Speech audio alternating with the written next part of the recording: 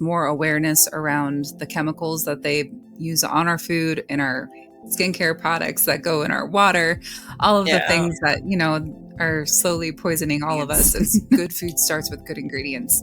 So when something's super ripe and it got time to ripen on the vine in the sun, and it's like the perfect flavor, and it's the time of year that it's supposed to be here, like a tomato in January does not taste like a tomato in the middle of August. But I think wine's really meant to be more of an expression of the time and place from where it came, than it is to be just some purple thing that sits in your glass. Certainly, creating a warm and engaging introduction for your podcast, consider Great Tell Me as a suggestion that combines an upbeat and inviting spirit without any background music.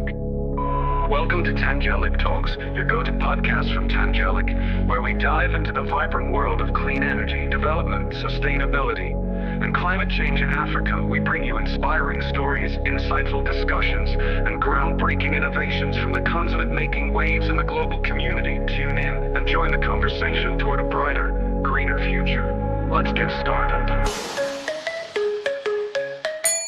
Welcome to Tangelic Talks, a podcast at the intersection of energy, equity, and empowerment with your co-hosts Victoria Cornelio and Andres Tamez. In today's episode, we're going to be talking with Lisa Balcom. She's a chef, sommelier, and the creative mind behind Farrow at home.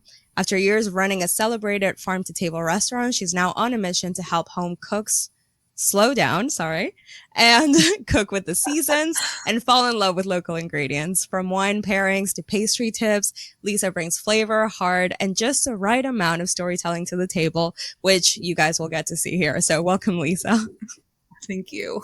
Thank you so much for having me on. I really appreciate it. I'm excited to talk to you guys today. Of course. And I think it's important that we start getting to understand how you got here. Like, how did your love for food turn into a full career? I think a lot of people say oh yeah, I like cooking, but I don't even know where to start or how I would make it a thing, right? Being able to work in your passion is actually just absolutely amazing. So I'd love to know how that happened.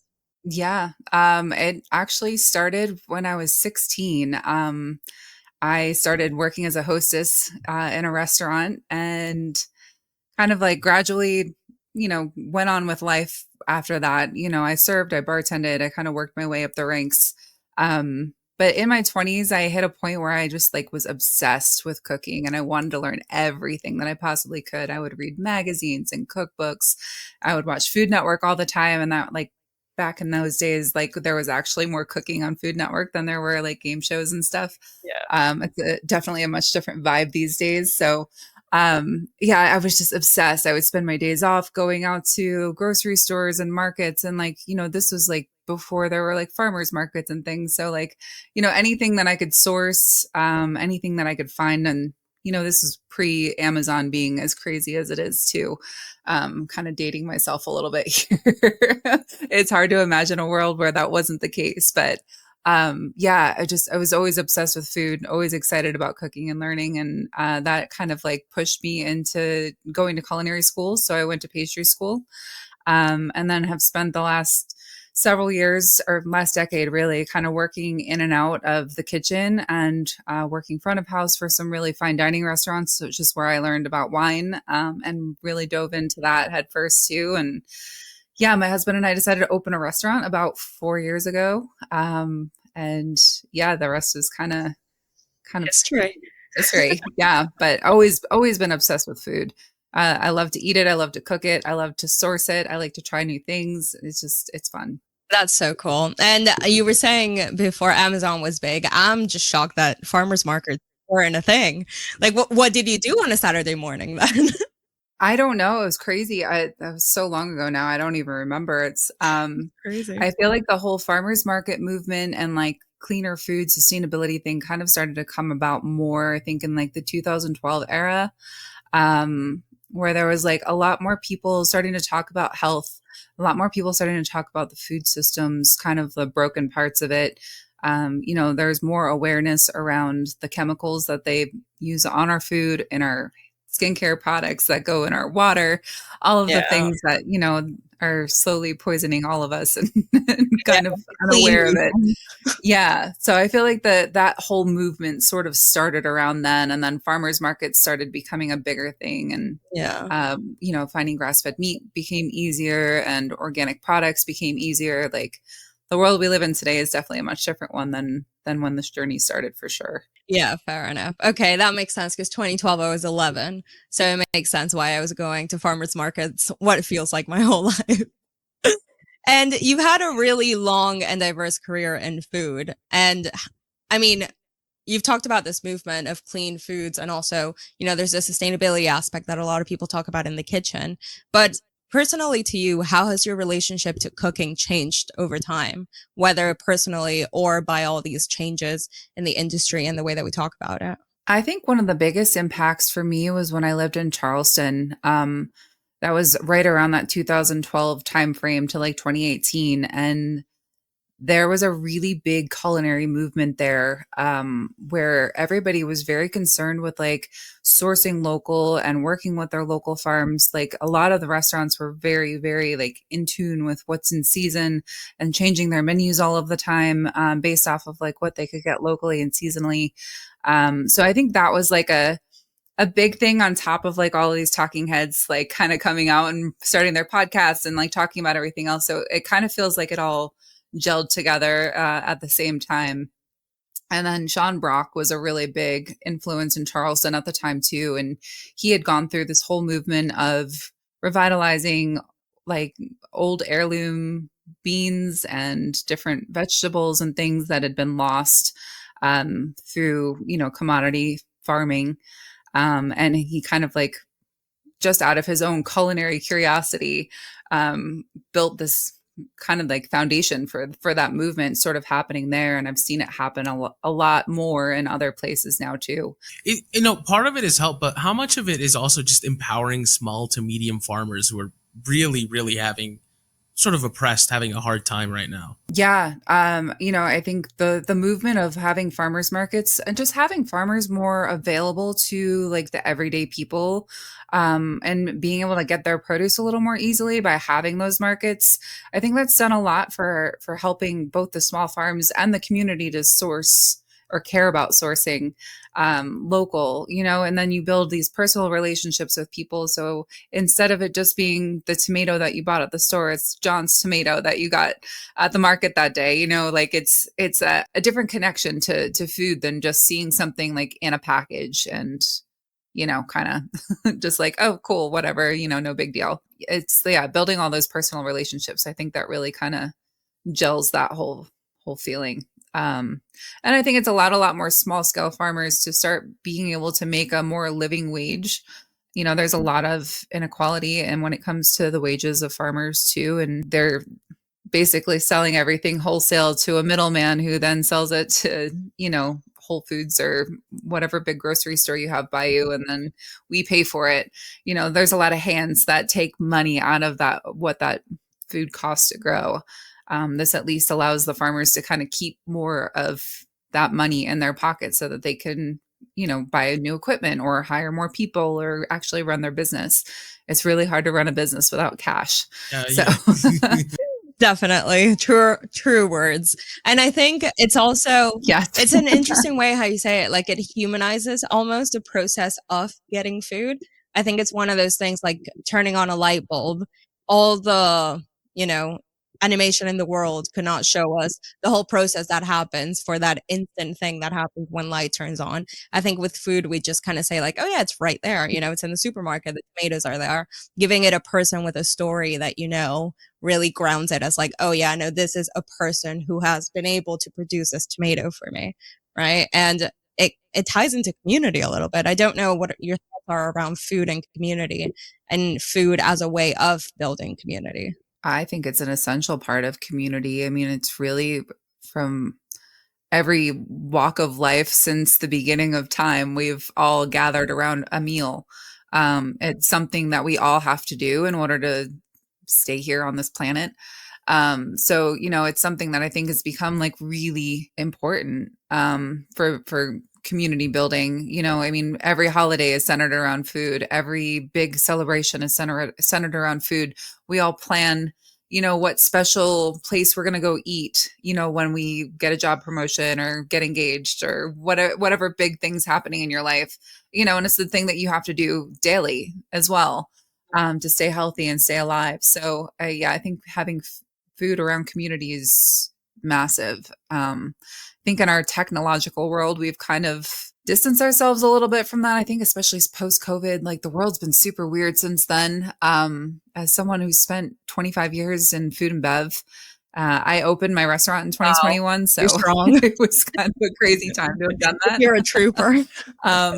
Yeah, probably not the best timing. It was like right when everybody was like feeling good about going out again, and then like everything got super weird at the end of the year. So I thought we timed it well, but that was not the case. That's so fair. And I can imagine as part of that, of opening the restaurant, you were working very closely with farmers and local producers. Because like you said, having that, community built within it. Does that influence the way that you cook and teach about food? Definitely. Well, when we had the restaurant, we sourced 90% of our ingredients within 10 miles of the restaurant.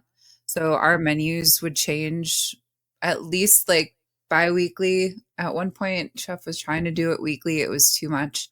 It was a lot to keep up with. And it was hard for people because they would like want to try something, but maybe not be able to get in. And then it would be off the menu. So we were trying to have some consistency there. But yeah, just the whole seasonality of it all was really big for us. Like, I think that was, I'm kind of losing my train of thought and I'm sorry. No, you're good. I mean, I wanted to jump in and ask, can you explain to people what seasonal eating is? Because I think we hear it when we talk about, for example, degrowth and those sorts of things. But, it's not a scary monster. I mean, seasonal eating to me, there's kind of a twofold part to this. So one, if it's growing in the ground near you, you're able to pick it when it's fresh. It's not being shipped halfway around the world and brought to you barely with any nutrients in it. The second part of that is you get the nutrients, so it's healthier for you to have the tomato that's picked 2 minutes down the street. Or if you go to the farmer's market, maybe they picked it that morning or the day before, instead of the tomato that you're going to buy in the grocery store that got picked like 2 weeks ago and shipped in a truck and probably gassed with something to keep it fresh, or from rotting or whatever. So, those, yeah. So you have like those two components, that's kind of a big part of it. And then from like a culinary standpoint as a chef, like when you're going to cook with something, you want to use the best ingredients because good food starts with good ingredients. So when something's super ripe and it got time to ripen on the vine in the sun and it's like the perfect flavor and it's the time of year that it's supposed to be here, like a tomato in January does not taste like a tomato in the middle of August. Like not even close. And I'm sorry, there's nothing they can do to change that. Like it's just like this pink mealy flavorless. It's like, why even bother putting it on anything? It's not contributing. When you can have something that's bright and juicy and flavorful. So I think that's really important, too, from a chef standpoint, to start with really good quality ingredients so you can make your absolute best dish. Yeah, that's fair. And it sounds like a lot of the work that you do is starting from scratch. I was reading on your website that you kind of encourage people to start from scratch.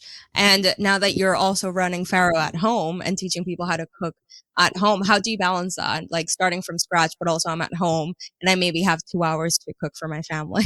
I mean, we do our live stream once a week on Sundays, and from start to finish, completely from scratch, we're generally done within 30 minutes to an hour. So, I mean, it's really not bad. And if you make a big enough portion, you can have enough for leftovers for the next day, or a couple days, depending on how many mouths you have to feed and how ravenous they are. But what does the term from scratch mean? Like how scratch are we talking about? Like go out and pick the tomatoes I'm about to chop or get them the morning before at the farmer's market? Oh yeah, no, we get them at the farmer's market. Yeah, we're not growing our own stuff just yet, but that is hopefully in the works in the near future. But yeah, it's getting stuff at the local farms or the farmers markets or like knowing who has what at the local stands. We go every Saturday and like stock our fridge up and get all of our stuff, all of our produce at least. Obviously you can't buy certain things like coffee or milk or sometimes you can get milk. It depends on your market, I guess, but there's some things that we can't get. So, then we have to go to the store to fill in. But for the most part, I try and get everything from our local farm. Yeah, that's fair. And we live in such a fast-paced world, and you're asking people to kind of like slow down. But the world is full of shortcuts, right? Like the air fryer is as big as it is because of these shortcuts that we want in cooking, right? Oh, yeah. So what's your secret to finding joy in this process of cooking, wherein a lot of people just kind of like, want to chuck something in the oven and have it be ready and that's it? What's that fun part of cooking? I mean, I'll be honest, I do have those days where I just want to chuck something in the oven and be done with it. So I don't want to like pose myself as some superhero that's in there like chopping away for days on end. But I do really love the process of cooking a meal. It's very meditative getting to sit there and first even just going to source it. Like I really enjoy the community aspect of like talking to the farmers and like what they're going through at the moment and like picking the perfect things and then taking it home and like figuring out through my cookbooks or through my creativity, like what exactly it is that I want to do with this thing. But even then the process of like putting it all together after that, you're like, the excitement gets you going to like be motivated to start it because you got these cool things to play with. But then it's just kind of like a relaxing process of creating something and then getting to enjoy it afterwards and nourish yourself with it or cooking for your loved ones. It's just a moment to like slow down edible. And like really pay attention to what you're doing. That's always a goal. And I wanted to touch a bit on sustainability then. When it comes to how that interacts in the kitchen. One of the projects that we work on at Tangelic is the Sunrise Spectrum Initiative, and that's looking to provide clean cookware and better conditions for cooking. Because at the moment, a lot of off-grid communities cook in these very unsafe places, let's say, all the gases and the health risks that come with cooking indoors, for example. So how does sustainability factor in outside of, seasonal veg and sourcing locally, that process of cooking? For us, that's a really big thing too. Like I try not to use anything that has like Teflon on it. We try not to use plastic, anything, even if we're like storing things. I mean, we do use plastic wrap from time to time, but it's kind of really hard to get rid of that. I've tried the V-wrap things and it just doesn't quite do the job the same way. So still waiting for an answer on that one. But, we use glass jars and things to like store our food as frequently as we can. Trying to make sure that we're using everything that's as clean as possible. Glass Tupperware instead of like the plastic stuff like that. Yeah. Yeah. Plastic can be really bad for your health. It can really mess with your hormones. And unfortunately, it's everywhere. So I was really telling Victoria the other day about how like I'm seasoning my food with delicious microplastics. Yes. I know. It makes me cringe sometimes. I'm like, spices are another thing too for me that, it's one of those things that nobody really thinks about, but it's a really important part. We work with a company called Burlap and Barrel, primarily in our kitchen, and we did at the restaurant as well. They source from small farms and, help pay them a living wage, but it's all single origin, single estate. There's no fillers, which a lot of times you're paying for fillers and anti-caking agents in your spices. So that's a bummer right there because they're usually not cheap. And then on top of that, they don't irradiate their spices.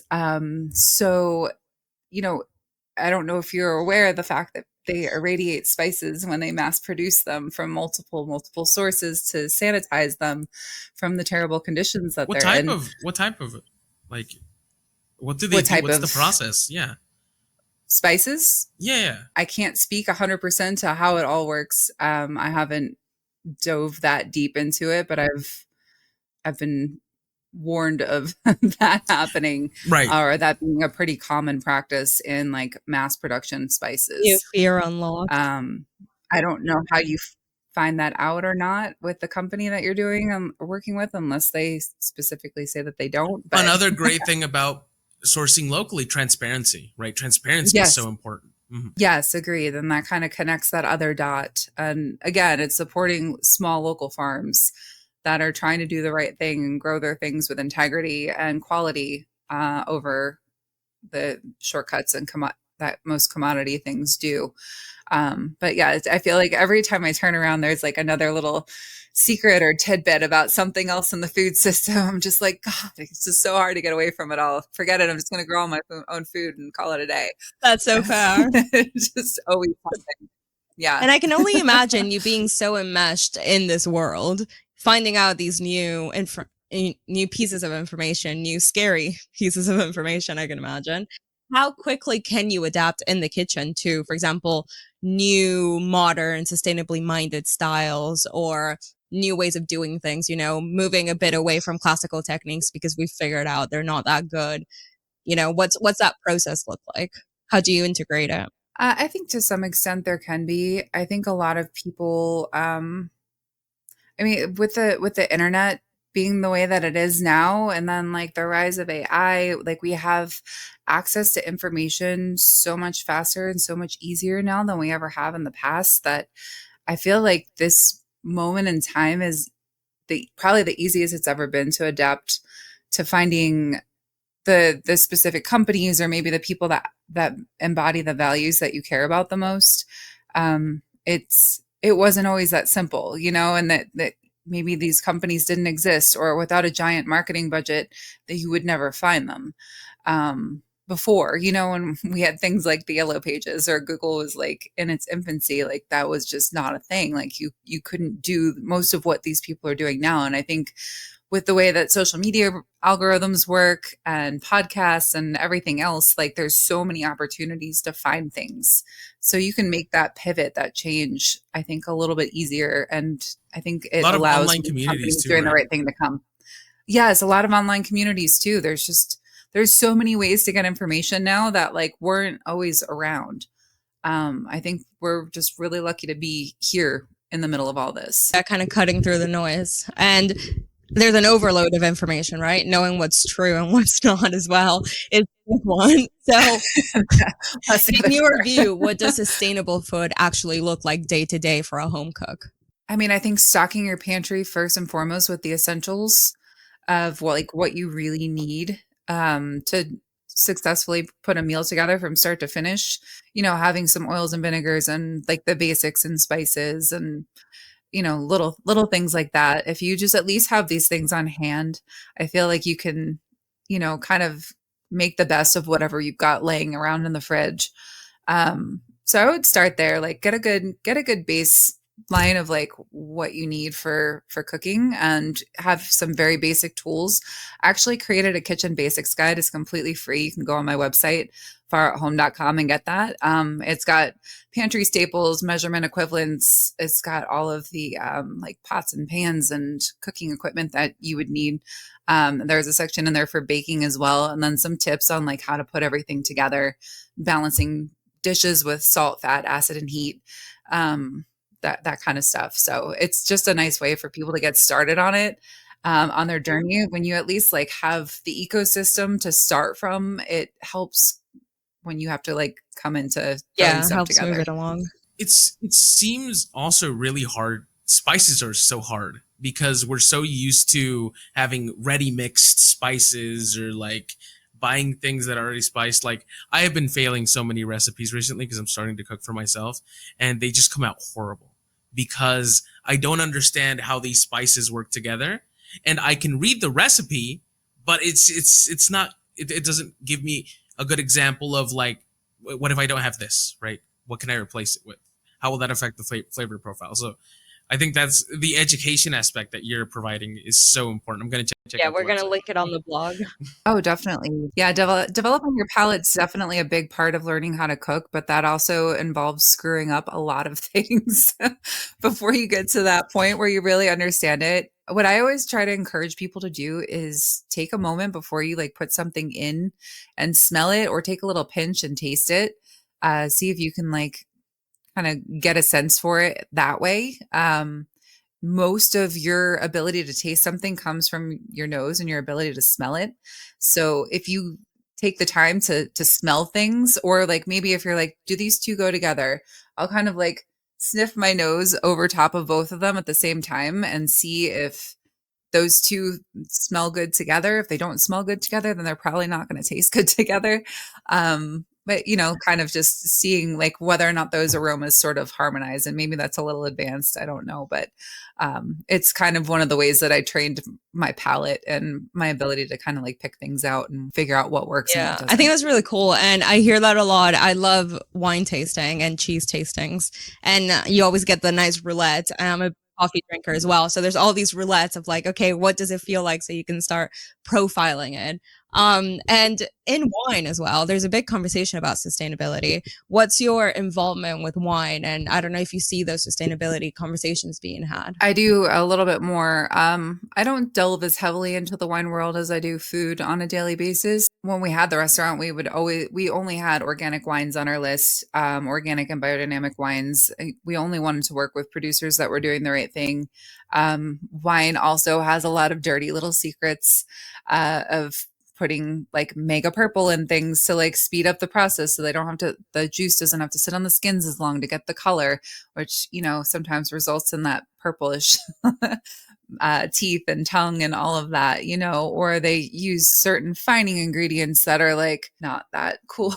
Or they'll put artificial flavors into things, which, like if you're buying really cheap wine, and not to say that you have to spend a ton of money on wine, you can get great bottles that are organic and like good for decent prices. You don't have to spend like $50 to get a bottle of wine that's not going to make you feel like crap in the morning. But it's part of why I think some people have problems with wine. I don't think it's as much the sulfites as it is all the chemicals that are put into mass produced wine. So yeah, finding people that are kind of taking the time to slow down and do the process the right way, and not taking shortcuts with coloring and flavoring agents that should be happening naturally, or just for the sake of like keeping it consistent from year to year, right? Because grapes are going to taste different from year to year. Sometimes it's colder, sometimes it's hotter, and that changes how they interact, and that'll change the vintage of that wine and how it tastes. So, you get the big houses that want the exact same wine all the time because the consumer wants consistency so that they know that they're getting the same thing every single time. And I get that to an extent, but like I think wine's really meant to be more of an expression of like the time and place from where it came, than it is to be just some purple thing that sits in your glass. I don't know. Yeah, that's There's an alcohol content. That's so true. And I love the way you keep bringing in story to this. The wine tells a story. John's tomato tells a story. There's all these stories happening. What is the role of stories and food? Like, why is that so important? I notice that you do it very naturally. I wonder where that comes from. Why are you such a good storyteller? I don't know. Honestly, I didn't realize that I was telling stories. And we're done. This is just me talking. No, I don't know. I think storytelling has always been a part of like human history. It's the way we used to connect with one another and used to like convey information to everyone, prior to the internet becoming the chaos that it is.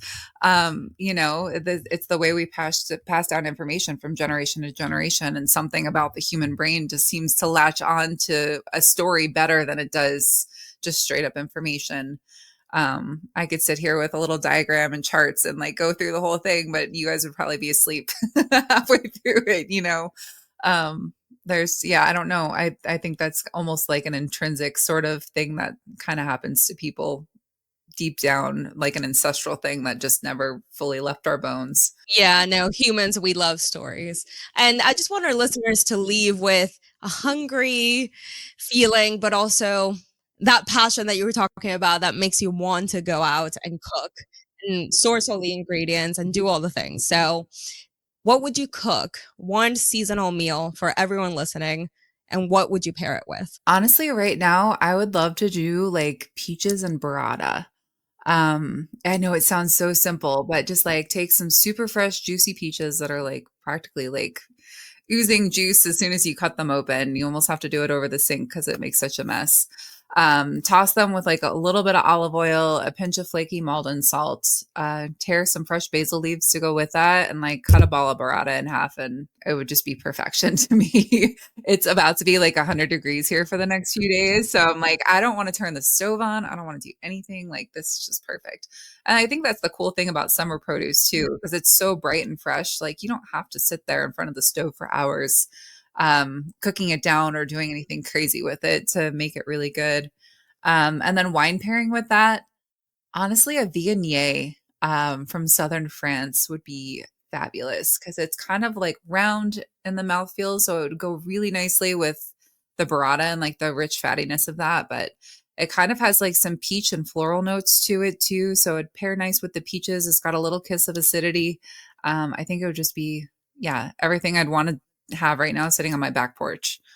Perfect. All right. So that's my plan after this. But you're Yes. not leaving yet. We're going to do a little Q&A as always. So thank you so much for being here. We're going to stay on with Lisa for a little bit longer, bit more resources that you'll be able to find in the Q&A section in the blog at tangeliclife.org, and check out Lisa's website as well, and just stay in touch, calm down, take a breath.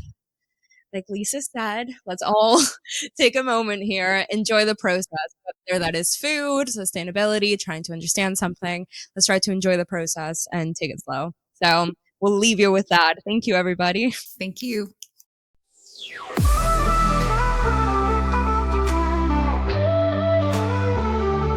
Let's talk power, let's talk change. From rural lights to brighter days. Equity rising, voices strong. We're building tomorrow where we all belong. Tangelic Talks, energy, equity, pride. Empowering the world, side by side. A spark becomes a fire, a vision that's true. Together we rise, it starts with you.